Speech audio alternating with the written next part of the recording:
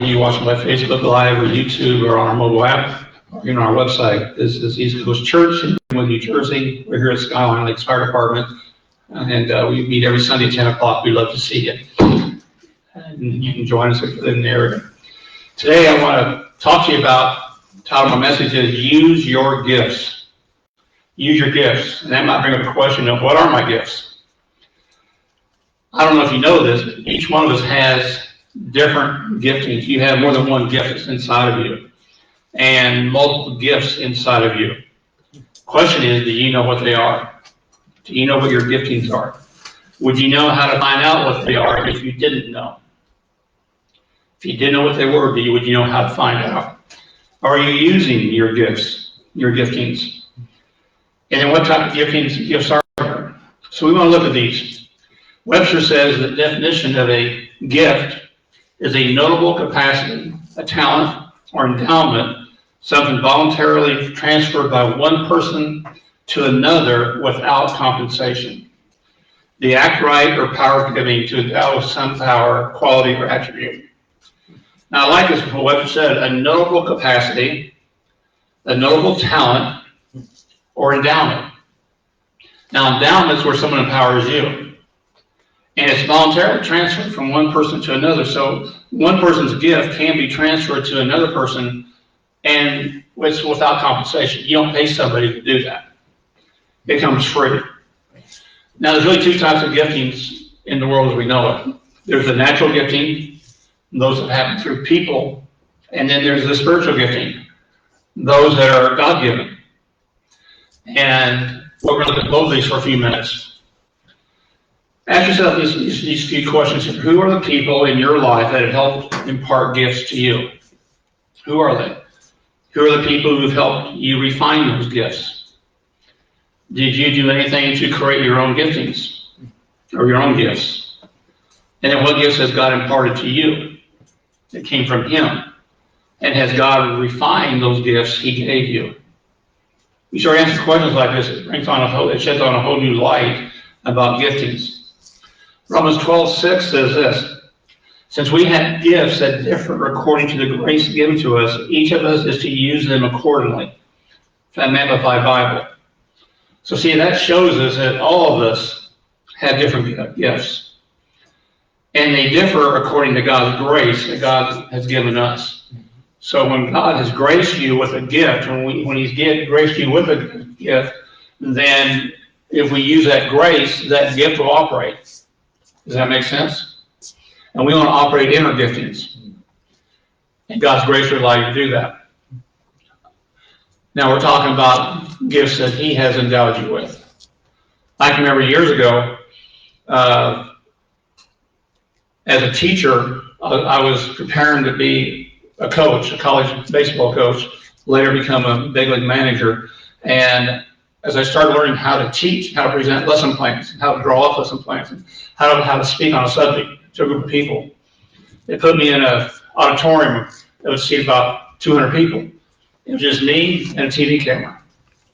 And one person doing the camera, one person doing the control room. And I had to teach 3 lessons in an hour on physical education and health.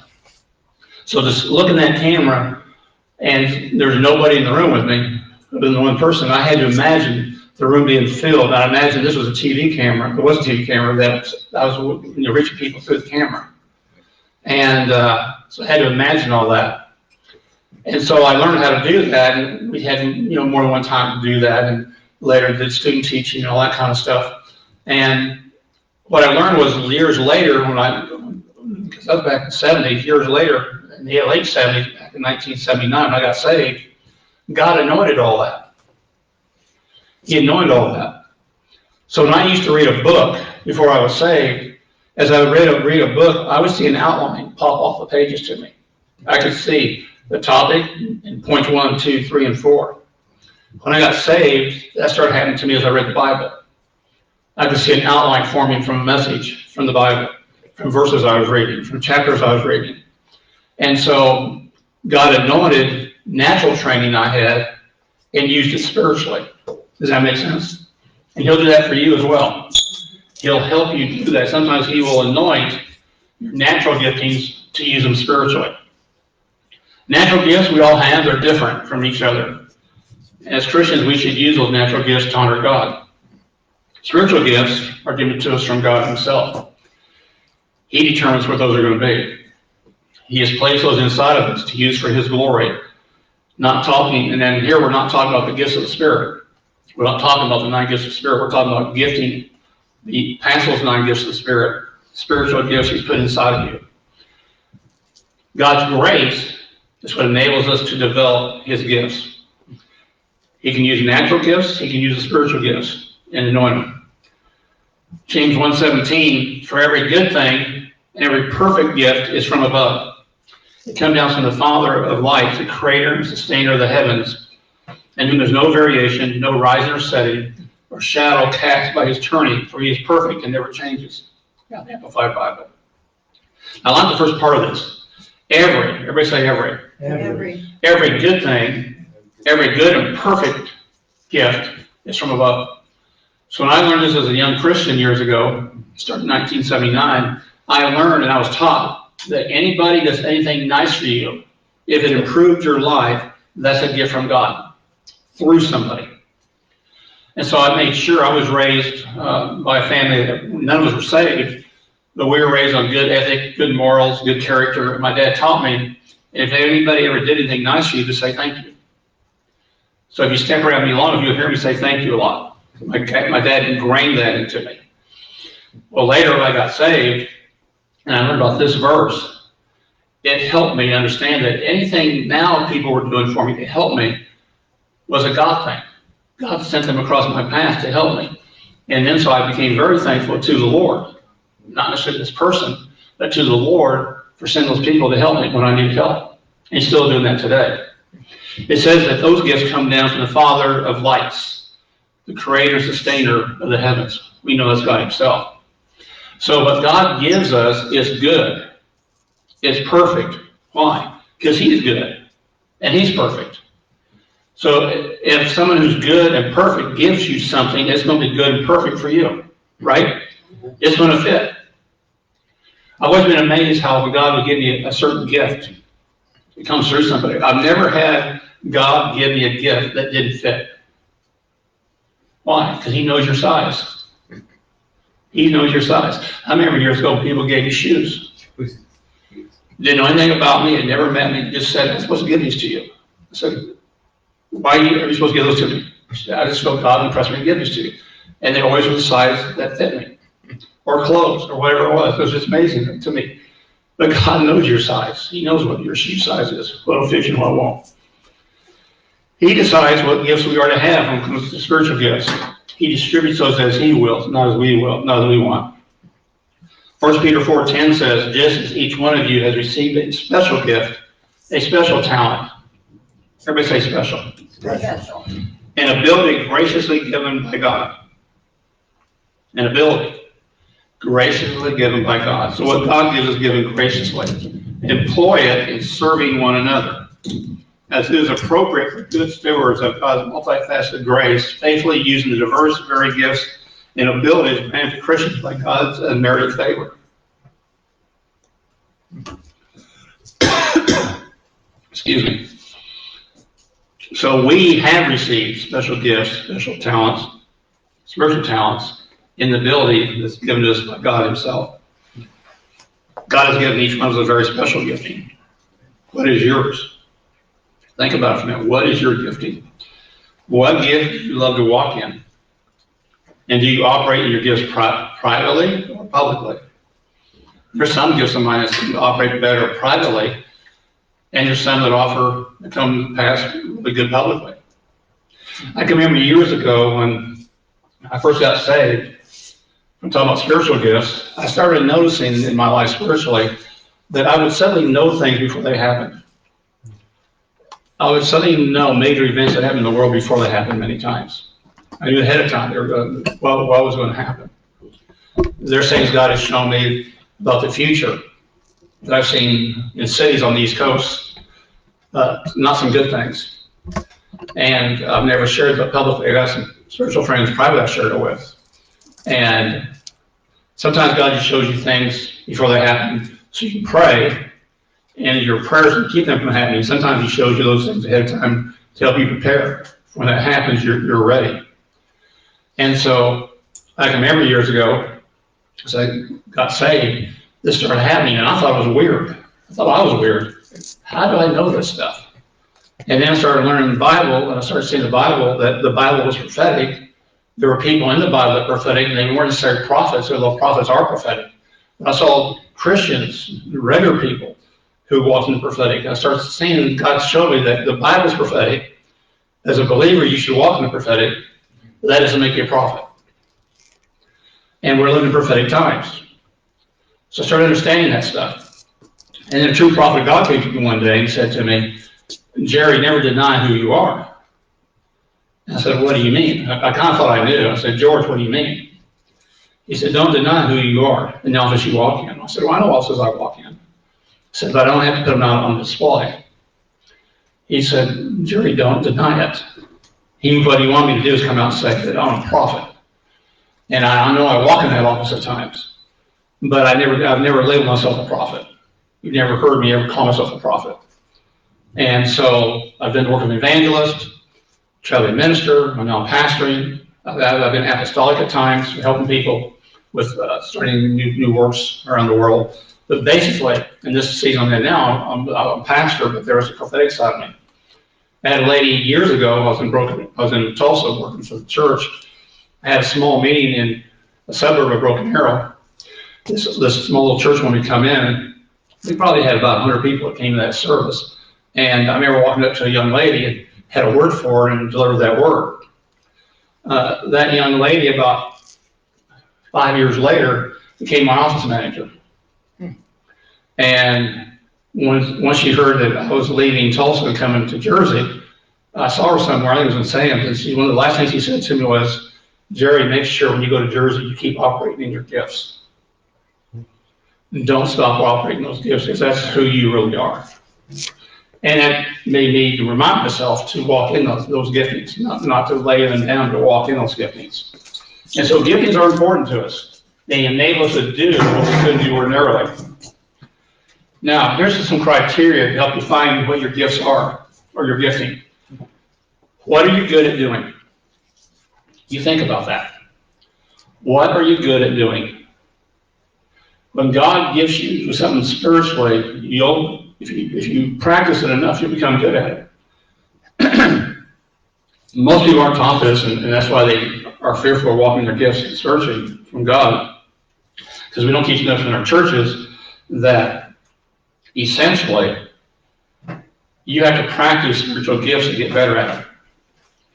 Before I ever walked in the gifts of spirit and gave some of the word of knowledge, or word of wisdom, I was practicing at home in my condominium, prophesying to pictures, to objects in the room, and then listening to what came out of my mouth, and then letting God show me what was him and what was me, and how to tell the difference, and how to keep the devil out of all that.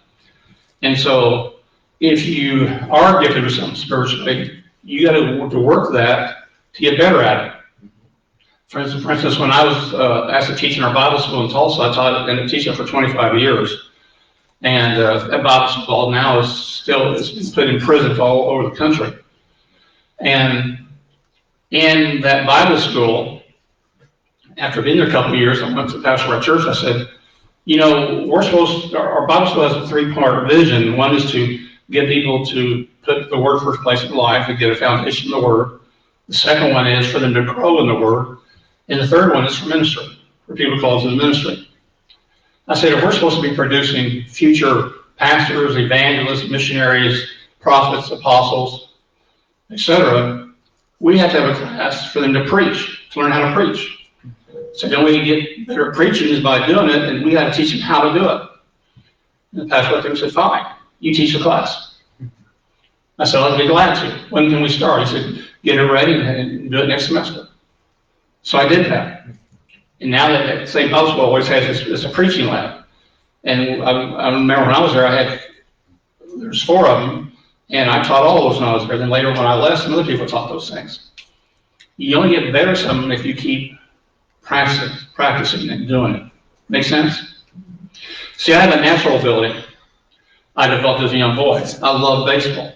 So I developed, through a lot of hard work, the ability to hit a baseball. It's funny, baseball is a game that's set up for you to fail. We say a good hitter is somebody who basically fails 7 times out of 10. He hits 300. If you hit 400, you're a superstar, which no one's done for a number of years throughout the whole Major League Baseball season. That means they fail 6 times out of 10. The game's set up for you to fail, okay? So you have to be able to handle failure to be a baseball player. So I would spend hours as a little boy hitting baseball against a wall just by myself, throwing the ball against a brick wall by myself across the street. No one pitched him. No, I just did it myself. Throw the ball in there and hit it against that wall, come right back to me. So I spent years learning how to hit a baseball and been pretty successful at it. When I got to college level, when I transferred to a 4-year school, I had a baseball coach who understood the swing, the baseball swing, which I didn't understand, and taught it to me. And in the off season, in the wintertime, when everybody else, all the baseball players had gone home, me and my cousin would spend hours in the dark under the football stadium in what's called a short toss drill, learning those things we've been taught by the head coach, him spending time with us, and spending hours doing that to refine our skill. And he was willing to stay as long as we wanted to. So we practiced from 3. We start the off-season practice, the workouts and stuff started around 3. We'd be done by 5:30, and we spend, an hour and a half, sometimes 2 hours with him. We'd get home around 8 o'clock at night. All that extra work came in handy later when we got in ball games and we need bases were loaded and we needed to hit, and my cousin or me were up. We normally came through because of what we did things no one else saw to develop that hitting stroke to be successful. That was a natural skill we developed. So you can practice, and we all practice a natural skill, but you have to understand you're going to have to practice spiritual skills, spiritual giftings as well to get better at it. What do you love to do? That's another thing that'll help you determine your gifts and your giftings. What do you just love to do? When I was called into the ministry, I had to leave baseball. God took all the desire for baseball out of me and it put in its place a desire for Him. And so what I used to love to do, I didn't like doing it anymore. In fact, my father came to visit us back when we were out in Colby, Kansas as a baseball coach, and said to my wife at that time, to Melanie, he went and said, Melanie, let's go on a walk. And my dad wasn't even saved then, and she went on a walk with him, which is kind of unusual for him to say that. And he said, have you noticed a change in Jere? So she said, I'm not sure what you mean. He said, what would you do if you left being a baseball coach and went into the ministry? Now, I hadn't talked to my dad about anything. He knew nothing. He didn't even say it. And she said, well, I guess if he'd answered my prayers, I would just follow him. Why? Because he told you something? I said, no, he hasn't told me a word. But I've seen his desire switch.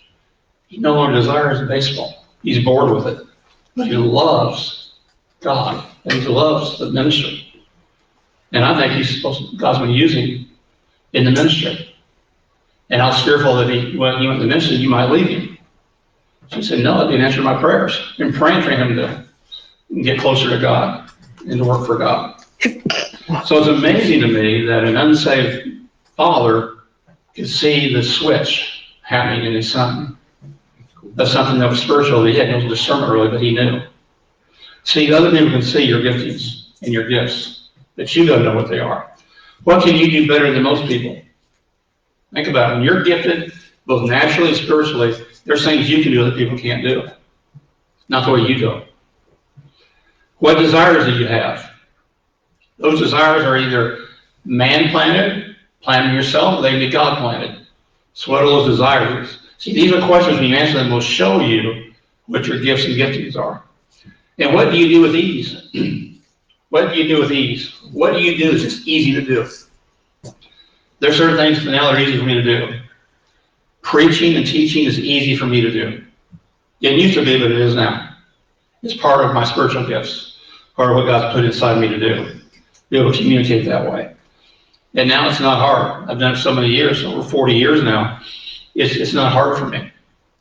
I remember the first time I had Pastor Kim and told her, when we first moved to Tulsa, before we were married, we got in around, I think 8 o'clock, if I remember right, at night. And I said, and it was Saturday night, I said, oh, by the way, tomorrow I'm preaching at the church outside of Tulsa and Catoosa. And every time I preach now, you're getting in front of me and speak for 2 or 3 minutes. And I'm not going to tell you what I'm preaching on. And so you need to go pray and hear from God. And whatever you say, better line up with what I'm doing. And she looked at me and said, I'm not doing that. And I said, yes, you are. Go pray. And she got up that next day in front of me for 2 or 3 minutes. And what she said perfectly lined up with what I was speaking on that day. And she's been that way ever since. And we never share what we're sharing. Someday when she preaches up here again, I won't share with her. She doesn't share with me. And it just flows. Fine. Well, when you hear from God, God knows how to put things together if you're hearing from God. Make sense? And now she gets up easily. She's done her own women's conferences. She can preach by herself. I mean, I don't even have to be around. She can go out and do her own stuff. Why? Because she's developed that gift. Let's look at Jesus, our example. What giftings did he have? Well, it's obviously from the Bible that he had a preaching gift. He had a teaching gift. These two are different. I teach more than I preach. Brother Hagin did the same thing. Kenneth E. Hagin, I took the quote from the day. I went to his Bible school. He said he taught more than he preached too. Preaching is a different anointing. I'm normally teaching, not preaching, but these are different anointings. But Jesus, he was a preacher. He was a teacher. He healed. And he also was good at connecting with people. He had a gift to connect with people. He knew how to connect with them. Matthew 9:35.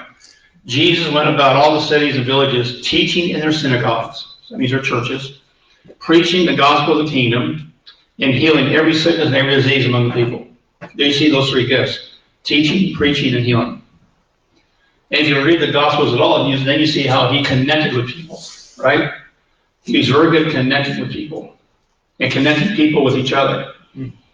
It's amazing you think about it. Even as a young boy, he was developing this gifting. I mean, his mom caught him one time in the temple at the age of 12, teaching. Listen to the men in the temple and teaching them. As he got older, those giftings got sharper. They got sharper as he got older. As he walked, as an adult, he started walking in the fullness of those giftings. You see the fullness of them. The woman he met at the Samaritan woman at the well, he met, telling her that the man she was with now was not her husband. She had 5 husbands before that? Basically, he's telling her, you're not good in relationships. You haven't been good as a marriage thing. And then had a work in God for her. She ended up being an evangelist because of his gifting, because he knew how to connect to her. That's why Jesus used so many object lessons in his teaching. You ever notice that about him? He's always using objects and pointing to objects. Mark 11:22. Have faith in God, 23. Whoever says to this mountain, he could turn them around and say, there's a mountain, and show them a lake. You can throw that mountain into that lake if you have faith. So he's a great teacher using objects. So he started walking in that fullness of those giftings, and you can walk in the fullness of your giftings, because if he did it, you can do it. Make sense? Okay. Now, as we look at some examples of some possible giftings, this is just a small list. This is not inclusive at all. Some people have hospitality gift. They're great at throwing parties. We have people in our church who have hospitality gifts. They're great at helping with the kitchen back here and doing things when we have luncheons. They're great at that. They have that gift of hospitality. I don't have that gift. So I get out of the way of those that do. Pastor Kim has that gifting, that hospitality. Some people have speaking gifts. Some have financial gifts. There's people that have been raised up by God to put money in the body of Christ, money in the church. We have people like that in our church. There's people who have giftings in relationships. They can just connect with people. They know how to do that. There's people who have giftings in buying and purchasing. They have insight how to buy and how to purchase, more than what most people have. There's people who have great negotiating gifts. They can negotiate. I have this gift. I don't mind negotiating. I can negotiate the terms I want. I don't mind doing that. I mean, I did that as a young boy. And I brought my first mission trip to Mexico. I remember bartering with people. And I mean, as a young man, I remember I wanted to buy some stuff to take home to my kids and my wife. I was going to buy this leather belt. And the guy said $50. I said, $5. He said, $45. I said, $4. He said, $25. I said, $3. He said, $15. I said, $2. He said, $10. I walked out. He chased me down, came back. He said, $1. I said, sold. I did that with everything I bought. You know, so bartering, negotiating doesn't faze me. Conflict doesn't faze me. Confrontation doesn't faze me. It does other people. Compassion, some they have a very strong gift of compassion. When you're around, they just ooze with compassion. They just ooze with love. I've seen people who don't even think bad thoughts about other people, and they have a hard time thinking people actually have bad thoughts about other people because they have so much compassion. I see a lot of people who have mercy and grace gifts. They're so merciful and offer so much grace to people, even when it's not deserved. Some people have real estate gifts. They're good at real estate. Some have discernment gifts. They can discern things that aren't there. Some have athletic gifts. You've heard this before. Watch professional athletes that are athletic. These athletes, and you'll hear them say, you'll hear the announcer say, that's a God-given gift. What they're doing is a God-given gift. Administrative gifts. Administrative gifts.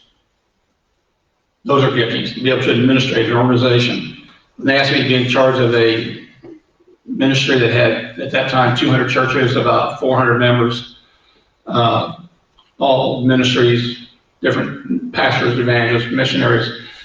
When I got done with it, we had, I think, over 800 churches, something like that. We had a couple thousand members. We grew it. I found out I was gifted for it. I saw things other people didn't see. I restructured the whole organization in the first 3 months, presented it to the board, and they just, wow, we should do this exactly what he laid it out. So those gifts come. Coaching gifts. One of the things God told me about the church here before we started was, he said you're going to use some coaching techniques in this church you're going to raise up in New Jersey. We've done that a little bit. We'll do more of that in the days ahead. Empowering other people. Some people are very good at empowering others. You know, giving them not the insight, but giving them the actual power, and the ability we'll say this the right way, to give them not only responsibility, but give them the responsibility with the ability to do it. It's one thing for somebody to direct you to do something, to give you a task. There's nothing to let them empower you to do it. I mean, take their hands off and just let you do it and use your giftings. Teaching people. Some people are gifted to pray. Some people just love prayer. And then people are good at planning. They love to plan. They had that mission gift to plan. Jesus put together a team that had different giftings. And it was amazing the ones he put together. Number one, he put together a bunch of them that were fishermen. I went through these disciples the other day and looked at all 12 of them, and then the ones that got added later after Judas fell, and looked at, some of them were fishermen. They had fishing gifts. And so what did he do? He taught a lot with fish. Jesus did, because they understood. They had some of them that were financial experts. Particularly, John was the best financially of all the disciples. John was the one that had more money than anybody else had. He was a businessman, very successful. He had a tax expert, Matthew. Everybody hated Matthew. Man, you see the chosen, you see why Matthew started. They all hated him. The disciples did. No one liked Matthew. Why? Because he was taking money out of their pockets. You know, it wasn't for the local people, it was for the Romans. He was tied to the Romans. Preaching. You see preaching gifts among that team of disciples. Organizational gifts. Some of them could organize. A desire to serve. This is a gifting, actually, to have a desire to serve. And then medical expertise. Had a doctor among them, Luke. There was a physician. So these are just some of the giftings that the team that Jesus put together had. Now, where should we be using these giftings at? Well, number one, it should be being used inside the local church. For us here, we should be using our gifts for East Coast Church. Are we doing that? I'd say for the most part, I think we are. Outside the local church, we should be doing it as well. Use our giftings outside the church. You're in the world more you're in church. So those giftings we use outside here, you feel like God use them more than inside here at times. Does that make sense? Now, I want to caution you on something. I went in just to look, I hadn't looked at it for years. I did a search. on, basically I put this, I Googled this, how to find your gifts. I knew what I thought would pop up, and sure enough, I got all these different tests you could take. Find out your gifts. Back when I went to the church in Tulsa, 1 year, I was shocked we did it. 1 year, the pastor had a group come in, and they talked to us, the pastoral staff, together for a day, for about 4 hours, and then they gave us a test to find out our giftings. And I've always been not a favor of those since I've been saved. Because I think what it does to people, if you answer the questions correctly, it can show some gifting, some things you do well, but also it puts a label on you. And so these labels came out of this testing, that you were this type of person this time, and it would show that this person here couldn't get along with these type of people over here, so they shouldn't try to, and that kind of stuff. And so there's a part of it that took God out of it, there's a part that put God in it. And I saw my thing was over with, I did my test and saw what it labeled me. I said, that's not really who I am. And it actually mislabeled me. And I answered the questions correctly. And so I took it and tossed it away. And I said, I'm not letting that piece of paper dictate who I am in God. God says I'm something different than that. Had I listened to that, let that guide me, I've been guided the wrong way. Now, I'm not saying all tests are bad, but I'm just saying I'll never give, if we have 1,000 people someday in a bigger pastoral staff, I'll never take that staff and put them through a gifting course. You go to God and find out what your gifts are, and let God show you what they are, and then let Him help you develop those gifts. Make sense? Because you don't have anybody, Christian or non-Christian, to label you the wrong way. I don't like labels. Jesus came, I believe, to destroy labels, to show us there's an impossibility. As soon as you put a label on something, you put boundaries up, saying you can't be anything outside of those walls. And I believe that's against the will of God. God tells you you're free to be anybody I've called you to be. Anything I've called you to do, you can do it with my help. He doesn't wall you in. He came and destroyed those walls so you could be let loose. He went to the tabernacle, the holies of holies, and destroyed that and ripped it apart so the presence of God could come out of the tabernacle into the whole world, right? And so I don't like to be labeled. I don't like to label other people, and I won't. So I can tell people who've been labeled that there's a way out of that. Today in today's world, the woke generation wants that few amount of people who want to label everybody else who doesn't believe like them and say how we're all wrong. They want to tear down our statues. No, that's our history. That's part of who we are. We've learned from that stuff. Who are you to decide what happens in history? Because you didn't like it. You weren't even here. See? So we have to understand these giftings are to be used, but we need to start looking for them outside the local church. This hit me today. I've been thinking about it for a couple of years. I think I'm going to announce it today. Just felt led in my spirit to. As I was sitting there in worship, it came to me again. This time next year, between now and then, we're putting together a team of people, and we're going to have Easter egg out here somewhere. Either out here in the baseball field, a park nearby. We're going to attract kids to come and do an Easter egg hunt. Now listen, I'm not a believer in the bunny. I'm a believer in Jesus. Right. But I'll use the bunny to bring people to God. Yeah, of course. And we'll have Easter eggs that have money in them, have candy in them, have presents in them. We might even, put an airline ticket in one of them. Who knows? We'll have things that people would want to have as a gift. Kids. Not adults are going to get them. Kids are. And we're going to do that somewhere. I'll see if we can do it over here at this park. We'll do the Saturday before. And we'll advertise it, we'll get banners up, and the whole thing is going to be an outreach to the community to reach those kids. And then we'll reach the kids, you'll reach the adults. How many think that's something we should do? Well, we're going to do it. And as God says, there's things we've not done yet that I know we will do eventually because it hasn't been the right timing yet. But now we're going into our third year's time to do some of these things we haven't done. And that's to attract people. Yeah, and the reason doing that is not to build the church, it's to reach people. They may never come to the church. I don't care if they never come. But if we reach them with the gospel while they're with us and show them the love of God, And while they're watching their kids, we can lead them to Jesus, and they're watching their kids. We go among them. So we're going to start using things like that in this upcoming year and in 2025 to reach more people.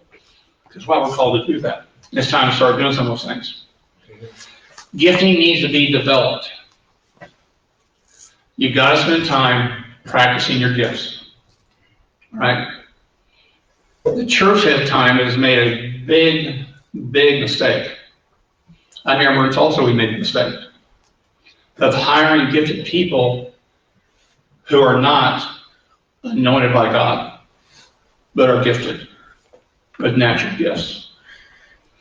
We put, I can still remember us doing it, we bent all the rules that we have. We established our own set of guidelines and rules for staff people, both paid staff, volunteer staff. And we had a guitar player who was a great guitar player, professional guitar player, going to our church. And we got him involved in praise and worship, and I mean, he made the thing just sing. That guitar could just sing practically. We put him on the praise and worship team, knowing he wasn't saved. And he didn't last long. He was not only in the honky tonks every Saturday night, Friday night, Sunday night, all during the week, but his life was not a godly life. He wasn't a Christian.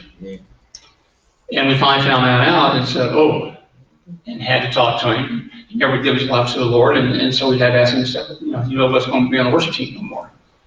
I've seen so many, in the last 15 years, churches hire people in the area of praise and worship because they're so gifted, they're not even saved.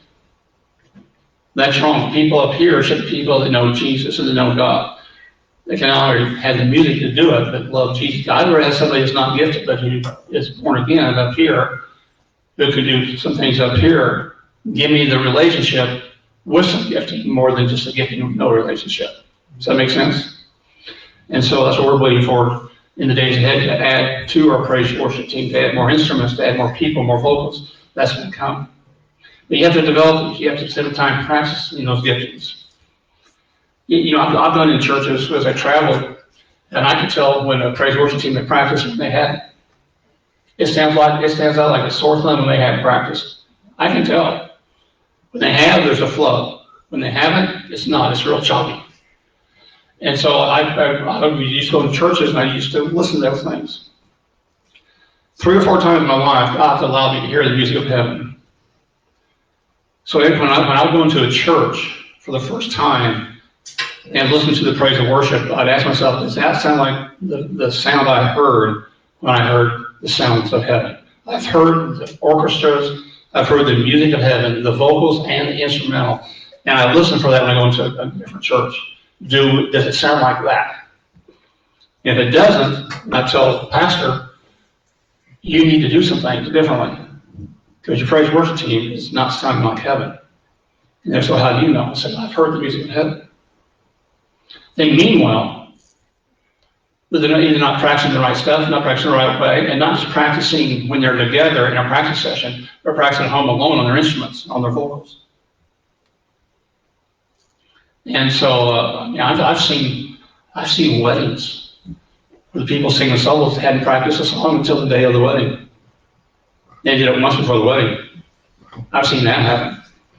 That's not good. All right? So you need to practice your giftings. You need to research more information on your giftings. Do some research. Find out about your giftings.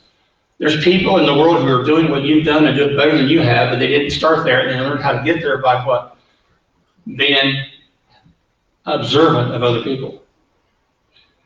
And that goes right along with the next one. Look for a mentor. Someone who's better than you are to teach you.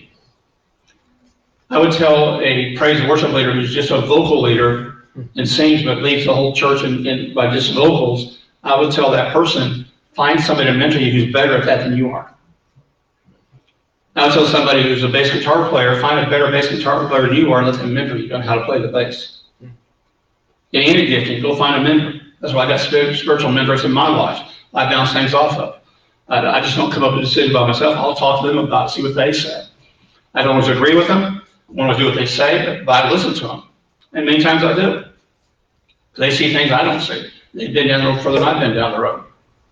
In some areas, other people ask me to mentor them because they know where I've been. I'm further along than they are. So we all need mentors. We all need someone to come before us to teach us who's better at these things than what we are. Pray for God's help and do what He says. I'm still shocked today in today's world how many people do not know what God's will is for their life here on the earth. They don't know what their assignment is. That just bugs me. Why does it bug you? Because when I was born again, my next thing once I got saved is I wanted to find out what I was supposed to do. And that's where God took the desire of baseball out, but it showed me in that 4-mile run and that vision what I was created to do, which was different than what I was doing. When I started doing that step by step, each step took faith. There was never enough money to do it, but God always provided. He always provided. As long as I kept obeying Him, He kept providing it. I've wanted to quit 1,000 times this ministry, but never have and never will. Because why? He always comes through. Sometimes last minute, I literally learn this about God. He'll push your deadlines back to show you He's bigger than a man's deadline. And you say, I got to have it done now by this date. So many times you go past that date and say, look, I went past a man's deadline and you survived. Yeah, I did. So what did you learn? You'd say, I learned you're bigger than deadlines. Are you hearing me? And so you learn these things in God as you start walking with Him, growing in your faith, growing in what He's called you to do, growing in your giftings as well. One great way, let me back up a minute. This thing on prayer is important. To pray through, you don't hear those two terms anymore about how to pray through something. You start feeling God stirred something in you that's new.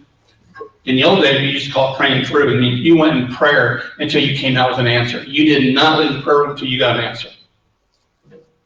You stayed there until you had an answer, then you came out. I'll give you an example of this before we close this today. Years ago, I was in Bible school in Tulsa. And by about our first year, it was now in April, they wanted us to declare what area we want to go into our second year. So we get that done ahead of the new enrollment that would come in from the new students, new first-year students. So we'd all be second-year students. They want us to know what we were going to go into. So I knew in my life I was gifted as a traveling minister. But I also knew I had a pastoral calling in my life. And I didn't see how I could do both. It made no sense to me. And so I spent time in prayer and never heard. I said, Lord, I got to know the rest. I be trained as an evangelist, but I be trained as a pastor. It's important. I can't go and get trained the wrong way. Then I wasted a year. And so I told my wife at that point, I told Melanie, I said, for the next 3 days, I'm going in my room. When I come back from Bible school, I'm going in that room. I'm sorry, this was after Bible school. We weren't in session. So I said, for the next 3 days, I'm going back in that room from 8 o'clock in the morning until 12 o'clock in the morning. And unless if somebody's dying, come get me. If it's not life and death, you're not to enter the room, you're not to knock on the door, you're not to do anything to disturb me. So I'm going in to hear from God. What I'm going to do as far as what area I'm going to go into in Bible school next year. And I said this to her. I said, when I come out the third day, I'll know. At noon on Wednesday, I will know, because I start on Monday. I went in for 4 hours, took a pencil and pad and Bible, and just sat in the room. Said nothing, didn't pray. I said one statement to God, and that was it. I said, I'm here until Wednesday noon, and I'll walk here Wednesday, I'll know what area I'm going to. You'll show me. And I won't leave the room. Next 4 hours, same thing Tuesday, same thing Wednesday. But when I leave Wednesday, I'll know. So I sat down, got quiet. God said nothing for 4 hours. 8 to 12, not a word. Came out, and my wife said, what did you hear? I said nothing. Went in the next day. 8 o'clock, didn't say a word, sat down. Nothing for 4 hours. Came out, what did God say? Nothing. Huh? You said, are you sure you heard right? I said, yep. Went in Wednesday, 8 o'clock. 11:59, God hasn't spoken. I got to watch him on it. So, he's got a minute now. At 11:59 and 40 seconds, He started talking. He said, you asked us to be trained in, you'll be trained as an evangelist. And I heard it loud and clear, and I literally said, why? He said, because the church or pastor someday has to have an evangelistic thrust to it. Now think about it. I was trained to do work evangelistically all over the world for 30, almost 40 years to get ready for what's been now the third year of pastoring. So I've helped a lot of pastors over the years. It's a long time being trained for something, right? Long time to be trained. And so then I said to him, okay, I'll do that. Next day I went in and Bible school, I told him I need to be trained to take the evangelistic track. And I'm glad I did.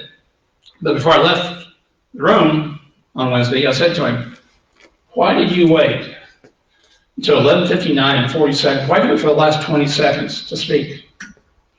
He said this to me, and I learned a great lesson. He said, because I honored your words. I said, what? He said, you were the one that said you'd come out at noon on Wednesday with an answer. So I waited until it was almost noon, and you walked out with your answer, right? I said, I could have known Monday in the first minute. Yeah, you could have. So because you said you're going to wait till Wednesday noon to know, I waited to honor your words. So I learned something. Watch what you say. You'll get what you say. And it's a God deal. Don't wait 3 days. I wasted a lot of hours just sitting there doing nothing. I heard nothing. Why? Because he honored my words. Make sense? Remember that. He'll do that for you as well. Read books on others who've been successful in your gifting. Read books on others who have been successful in your gifting. This can be in any area. If people come to me and say, well, I can't afford to go to that seminar by this great person. It costs too much. I said, go spend $20 on a book and read your book. I tell people today who don't know how money works, and it was one thing some of the men put down on the thing they want to talk about our men's breakfast sometime about how to handle money. I've told people who have no idea how money works, you've got to go get Robert Kiyosaki's book on Rich Dad Poor Dad. Read that and come back and talk to me. And every person who's done that then understands how money works. It's a simple book, but it shows you how money works. And they don't know how it works. Once you learn how it works, then you can be successful handling money the right way. So you can read books.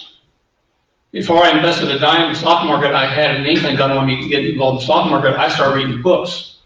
I got books still packed in also. I don't know how many of them. 30, 40, 50 books on how to invest in the stock market by different people who have been very, very successful over the years doing it. I quizzed my mentor with my father-in-law. He was a very successful long-term investor. He taught me how to do it. I was telling Pastor Kim that I was looking at one of our stock accounts, and I said, the money we put in there, sometimes it's $5, 10, 15, 20, sometimes it's more. But look over the years how this stuff has grown. Look in the last year how much it's grown. If you know, if you know what you're doing, and when you don't know what you're doing, then find out from somebody who does, and one of the best ways to do it is reading a book. You can read their books and learn how to do it. See, take a step of faith into your gifting. Take a step of faith into your gifting. You're going to have to do that to grow in it. I mean, when I started preaching, dear me, I listened to some of those early teachings of mine. I was like, dear God, that's horrible. But at the time, I thought it was good. You do get better if you keep at it. Seek and find what God has in store for you. Seek and find out. And bottom line, whatever he tells you to do, obey him at all costs. When he tells you to talk to you about your natural gifting, your spiritual giftings, whatever he tells you to do with them, obey him. When you obey him, it'll work. Amen? When you obey God in your giftings, it'll work. Not only for you, it's more important to work for other people. You're gifted by God. You have natural gifts as well. God's put his in you. You have natural ones. He uses all of them to help you reach people he wants you to reach. Amen? Those of you watching my video, thanks for joining us today. God bless you. Use those giftings. Find out what they are. And remember this. Jesus is Lord. This help you today?